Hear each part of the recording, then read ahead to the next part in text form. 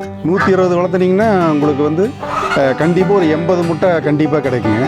ஒரு நாளைக்கு 80 முட்டைங்க. அப்போ ஒரு நாளைக்கு 800 செலவு பார்த்தீங்கன்னா ஒரு நாளைக்கு 300 போயிடும், மீதி 500 அப்படியே நிற்குங்க. அப்போ மாதம் பார்த்தீங்கன்னா 5000 முட்டையில் மாத்திரம் உங்களுக்கு இன்கமிங் நல்லா கிடைக்கும். இதே வந்து நீங்கள் ஹேச்சிங்கில்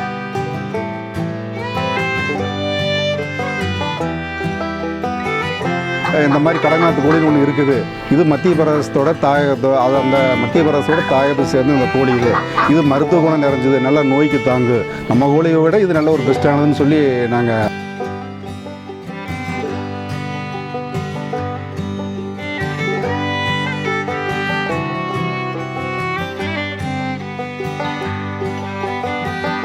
கண்டிப்பாக நல்ல லாபகரமாக பிரயோஜனமுள்ள பயனுள்ளதாக இருக்குதுங்க.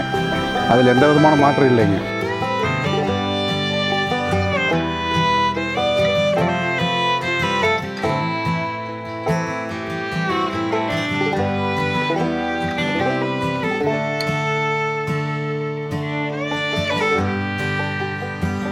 சேனலுக்கு சப்ஸ்கிரைப் பண்ணி பக்கத்தில் இருக்க பெல் பட்டனையும் கொஞ்சம் கிளிக் பண்ணிங்கன்னா நம்மளோட அப்டேட்ஸ் உடனுக்குடன் உங்களுக்கு வந்து சேரும். ஐயா வணக்கங்க. ஐயா சார், உங்களை பற்றியும் உங்கள் பண்ண அமைஞ்சிருக்க இடத்த பற்றியும் கொஞ்சம் எங்கள் சேனல் நேயர்களுக்கு சொல்லுங்கள். சார், என்னுடைய பேர் வந்துங்க பிரகாஷுங்க. நான் அரசு பேருந்து ஓட்டுநர் இருக்கிறேங்க. ஈரோடு மாவட்டத்தில் கவந்தப்படி பக்கத்தில் ஐயம்பாளையங்கிற ஒரு சின்ன கிராமத்தில் நாங்கள் வசித்து வரோம். அதில் தான் நாங்கள் இந்த கடக்நாத் பண்ணையை வந்து வீட்டு லெவலில் நாங்கள் செஞ்சுட்டு வரோங்க சார். ஐயா, குறிப்பாக கடக்நாத் கோழிகளை தேர்வு எடுக்கிறதுக்கு காரணம் என்னங்க? சார், நான் ஏற்கனவே இது நம்ம நாட்டுக்கோழியெல்லாம் வளர்த்திருந்தேங்க. பெருவடை கோழி வளர்த்திட்டு இருந்தேன். திடீர்னு எதிர்பார்க்காம சமயத்தில் எல்லாம் இறந்துருச்சு. அது ஏன் இறந்துச்சு, எதனால் இறந்துச்சு அப்படின்னு நான் சர்ச் பண்ணி பார்க்கையில் இந்த மாதிரி கடக்நாத் கோழின்னு ஒன்று இருக்குது. இது மத்திய பிரதேசத்தோட அது அந்த மத்திய பிரதேசத்தோட தாயத்துக்கு சேர்ந்து இந்த கோழி இது மருத்துவ குணம் நிறைஞ்சது, நல்லா நோய்க்கு தாங்கு, நம்ம கோழியை விட இது நல்ல ஒரு பெஸ்ட்டானதுன்னு சொல்லி நாங்கள் பல யூடியூப் மூலம் பல வீடியோக்கள் மூலம் தெரிஞ்சுக்கிட்டதுனால நான் அந்த வீட்டை செலெக்ஷன் பண்ணேன். எனக்கு ஒரு ஆர்வம், மக்களுக்கு ஒரு நல்ல ஒரு பொருளை கொண்டு சேர்க்கணும் எனக்கு ஒரு ஆர்வத்தினால இதை நான் செலெக்ஷன் பண்ணிக்கிறேங்க. ஐயா, உங்கள் பண்ணையில் எவ்வளோ கடக்நாத் கோழிகள் வச்சுருக்கீங்க? அதே மாதிரி இது எத்தனாவது பேட்ச் இப்போ நீங்கள் பண்ணிக்கிட்டு இருக்குங்க? சார், நாங்கள் ஒரு 50 குஞ்சுகள் வாங்கணுங்க. அதில் ஒரு 25 சேவலுங்க, மீதி 20 விடையும் அதில் ஒரு 4 சேவல் மாத்திரம் 5 கொண்டு அப்படிங்கிற முறையில் பண்ணை முறையில் வளர்த்திட்டு இருக்கிறேங்க. 3 பேட்ச் நாங்கள் சேல்ஸ் பண்ணிட்டோம். இப்போ 4வது 5வது இன்குபேட்டரில் இருக்குங்க. இடையில நான் 3வது பேட்ச் குஞ்சு 10 நாள் குஞ்சாக இருக்குதுங்க. ஐயா, இது 3 பேட்ச் எடுத்தேன்னு சொன்னீங்க. ஆமாங்க.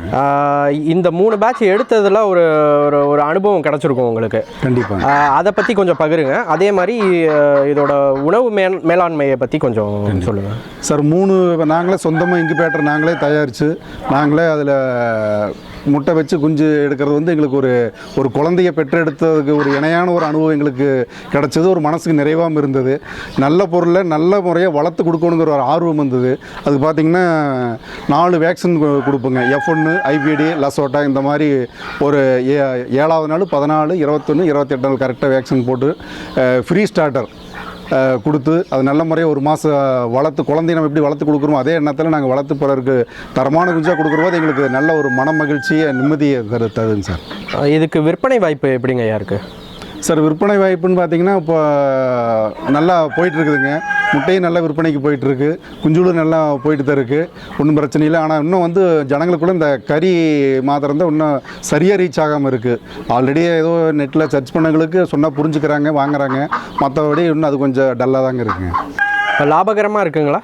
கண்டிப்பாக நல்லா லாபகரமாக பிரயோஜனமுள்ள பயனுள்ளதாக இருக்குதுங்க. அதில் எந்த விதமான மாற்றம் இல்லைங்க. இதோட முட்டையிலையும் நீங்கள் விற்பனை செய்கிறீங்களா இல்லை எப்படிங்க? சார், நாங்கள் இன்குபேட்டருக்கு ஹேச்சிங் போக மீதி முட்டையெல்லாம் விற்பனை செய்கிறோங்க. பார்த்திங்கன்னா மற்றவங்களாம் கொஞ்சம் ரேட் அதிகமாக கூடுதலாக சொல்கிறாங்க. நாங்கள் அப்படி இல்லை, வழக்கம் போல் 10 ரூபாய்க்கு தாங்க கொடுக்குறோம். ஏன்னா நல்ல பொருள் மக்களுக்கு எளிதில் போய் சேரணும் அப்படிங்கிறதுக்காக 10 ரூபீஸ் தான் நாங்கள் கொடுக்குறோங்க சார். கறிக்கு எப்போ கொடுப்பீங்க? இது குஞ்சுலேருந்து எவ்வளோ? அது நாங்கள் ஒரு செட்டு பேட்ச் வளர்த்துற போது அந்த கரெக்டாக ஒரு 4.5 மாதம் ஆகிற போது அவங்க அந்த இதுக்கு தயாராகிற போது சேவல் நம்ம வெளியே எடுத்துருவோம். அதிகமான சேவல் உள்ள இருந்தால் மற்றதுல டிஸ்டர்ப் பண்ணுது. நாங்கள் அனுபவத்தில் அதை கண்டறிந்த உண்மை. அந்த ஒரு 5 மாதத்துக்கு மேலே அந்த சேவலை வந்து விடைக்கு போக மீதி உள்ள சேவல் நம்ம கண்டிப்பாக உள்ள வச்சிருக்கவே முடியாதுங்க. அதை வெளியே எடுத்து நம்ம கண்டபடி அது விற்றுறது நல்லதுங்க. இப்போ உங்களுக்கு விற்பனை எப்படி இங்கேருந்தே நீங்கள் விற்கிறீங்களா இல்லை எப்படி விற்பனை பண்ணுறீங்க? சார் விற்பனைன்னு பார்த்தீங்கன்னா நம்ம கோழிகளுக்கு குழு நண்பர்கள் நிறைய ஆரம்பிச்சுக்கிறாங்க. அதில் வந்து எங்கிட்ட ஒரு நாள் முதல் ஒரு மாத குஞ்சுகள் வரையும் சும்மா ஒரு சின்ன ஒரு விளம்பரம் கொடுத்தோம்னா போதுங்க. அவங்க ஃபோன் மூலமாக ஆர்டர் கொடுக்குறாங்க. அவங்க கூட நம்மளை வந்து பார்க்குறதில்ல, நம்ம இங்கேருந்து பஸ் வழியாக கொடுத்து விட்றலாம். அவங்க வாங்கிக்கிறாங்க, ஒன்றும் பிரச்சனை இல்லைங்க. இப்போ கடகநாத் கோழியோட நோய் மேலாண்மை வந்து கொஞ்சம் எளிமையாக இருக்குதுன்னு சொல்கிறாங்க, அது உண்மைங்களா? சார் அது உண்மைதாங்க. நம்ம கோழிகளுக்கு வருகிற அளவுக்கு நோய் தாக்கம் அதுக்கு இருக்கிறது இல்லைங்க. எவ்வளோ இருந்தால் அது நல்லா தாங்கக்கூடிய நல்ல ஒரு எதிர்ப்பு சக்தியோடு நிறைந்த ஒரு கோழி தாங்க அது. நம்ம வழக்கம் போல் தடுப்பு மருந்து கொடுத்தோம்னா அது சரியாக போயிருங்க. அதுக்கு மேலே வந்தாலும் நம்ம அதுக்கு சின்ன சின்ன ட்ரீட்மெண்ட் கொடுத்தோன்னா சரியாக செஞ்சிடலாங்க, ஒன்றும் பயப்பட வேண்டியதில்லை. ஐயா, நோய் மேலாண்மையை பற்றி இன்னும் கொஞ்சம் விரிவாக கொஞ்சம் சொல்கிறீங்களா? சார் நோய் மேலாண்மைன்னு பார்த்தீங்கன்னா எங்களுக்கு ஆரம்பத்தில் எதுவுமே தெரியாது, எந்த ஒரு பேசிக்குமே. ரெண்டாவது இப்படி ஒரு தடுப்பு மருந்து ஒன்று இருக்குது, ஒன்று கொடுக்கணுங்கிற விஷயமே எங்களுக்கு தெரியாமல் போயிடுச்சு. நாங்கள் ஒவ்வொன்றா இறந்ததுக்கப்புறம் ஏன் இறக்குது, எதனால் இறக்குதுன்னு நாங்களே வந்து யூடியூப் மூலமாக நாங்கள் சர்ச் பண்ணி பார்க்கல, நிறைய பேர் தகவல் சொன்னாங்க. அதை வச்சு தான் பல விஷயங்கள் கற்றுக்கிட்டு இதுக்கு தடுப்பு மருந்து தவறாமல் கொடுத்து குஞ்சுகள் இருந்து கரெக்டாக கொடுத்து கரெக்டாக ஒவ்வொன்றுக்கு ஒவ்வொரு இன்ஜெக்ஷனு நாங்கள் அதில் கண்டுபிடிச்சி ஒவ்வொரு நோய்க்கு நாங்கள் கோழியில் பாதுகாத்துட்டு வரோம். வெள்ளைக்கழிச்சலுக்கு தனியாக ஒரு இன்ஜெக்ஷனுக்கு தனியாக மருந்து இருக்குது, சளிக்கு தனியாக இருக்குது, மற்றபடி ஒவ்வொன்றும் நிறைய பிரச்சனை இருக்குது. அது ஒன்றுக்கு ஒரு நாங்கள் மருந்தெல்லாம் வாங்கி வச்சுக்கிறோம். அந்தந்த சமயத்தில் தேவையான நேரத்தில் கொடுத்து நாங்கள் மாதிரி. ஆனால் எங்களுக்கு வந்து நாங்கள் எல்லாமே கற்றுக்கிட்டு எங்களுக்கு யூடியூப் தான் எங்களுக்கு கை கொடுத்ததுங்க. வேறு எதுவும் எங்களுக்கு யாரும் எங்களுக்கு சொல்லிக் கொடுக்கல. யூடியூப் மூலமாக தான் வந்து அந்த யூடியூப்பை பார்த்து நாங்கள் பிரயோஜனப்படுத்திக்கிட்டோம். சிலர் வந்து அதை தவறான முறையோடு பயன்படுத்தி எப்படி இதால் ஆயிடுறாங்க. ஆனால் நாங்கள் அப்படி இல்லை, அதை வந்து அதை பிரயோஜனப்படுத்திக்கிட்டோம். எங்களுக்கு அது ஒரு நல்ல ஒரு தொழிலாகவும் நல்ல ஒரு சைடு இன்கமிங் வருமானமாகவும் எங்களுக்கு நல்லா அமைஞ்சு இதை வந்து நம்ம எல்லாருமே இதை ஃபாலோ பண்ணலாம், பிரயோஜனமாக இருக்குங்க. சார் இதில் ஒரு நாள் குஞ்சுக்கு பார்த்தீங்கன்னா நாங்கள் எப்படி கொடுக்குறோம்னா இதில் ஒரு 0.5 ml, இதில் ஒரு 0.5 ml, இது சத்து டானிக்குங்க, இது லிவர் டானிக்கு, இது எல்லாமே இது லிக்சன் பவுடருங்க. இது ஒரு 2 கிராம் போட்டால் போதுங்க. தண்ணியில் ஒரு 1 லிட்டர் அளவில் கலந்து டெய்லியுமே ஒரு 7 நாளைக்கு தொடர்ந்து கொடுத்தோம்னா உங்களுக்கு நோய் தாக்காமல் வராது, வந்தாலும் அதை ரெடி பண்ணிடலாம். சார் அந்த சளிக்கு பார்த்தீங்கன்னா நாங்கள் என்ட்ரோப்ளாக்சன் கொடுப்போங்க. 0.5 ml வந்து நம்ம தொடையில் சதப்பகுதியில் பார்த்து போடலாங்க. போட்டோம்னா ஒரு நாள், அதிகபட்சம் 2 நாளில் கிளியர் ஆயிருங்க. இது குறைசாக வந்ததுன்னா இதையுமே பாருங்க இந்தமே ரெண்டுமே மிக்ஸ் பண்ணி 0.5 ml கொடுத்தோம்னா ஒரு 2 நாளில் கிளியர் ஆயிருங்க, ஒன்றும் பயப்பட வேண்டியது இல்லைங்க.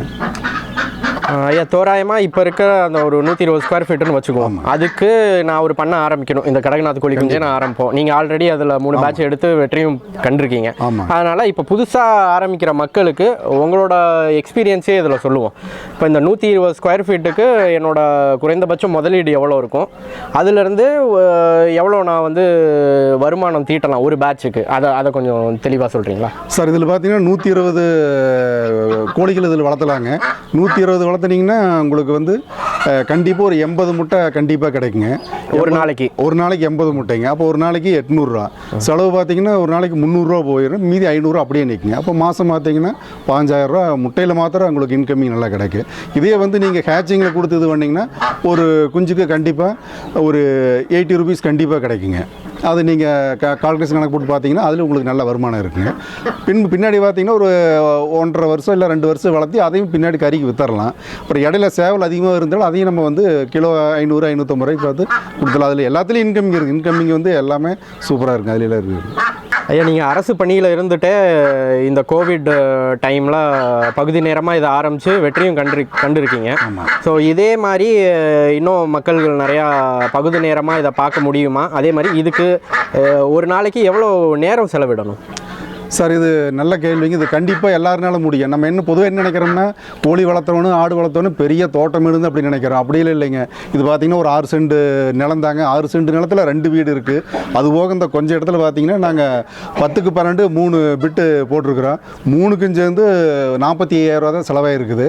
அதில் பார்த்திங்கன்னா ஒவ்வொன்றிலையும் 120 கோழி நம்ம தாராளமாக வளர்த்தலாம். இதை வந்து யார் வேணால் செய்யலாம். உங்களுக்கு அதில் ஏதாவது டவுட்டு ஏதாவது சந்தேகம் இருந்ததுன்னா யூடியூப் மூலமாக பார்த்தீங்கன்னா அதுக்கு நோய் மேலாண்மை, தீவன மேலாண்மை, வியாபார மேலாண்மை மூணுமே எப்படி செய்யணுங்கிற விளக்கு அதுலேயே எல்லாத்துலேயுமே இருக்குது. நாங்கள் அதில் பார்த்து நாங்களே கற்றுக்கிட்டோம்.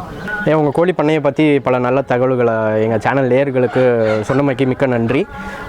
இதே மாதிரி இன்னும் இப்போ நாங்கள் அடுத்த தடவை வரப்போ இந்த 3 பேட்சுன்றது இன்னும் உங்களோட பண்ணையும் பெருசாகி நிறைய பேட்ச் எல்லாருக்கும் சப்ளை பண்ணி இன்னும் அடுத்த ஸ்டேஜுக்கு போகணுன்னு நாங்கள் வாழ்த்துக்கள் தெரிவிச்சுக்கிறோம். நன்றி. Thank you sir.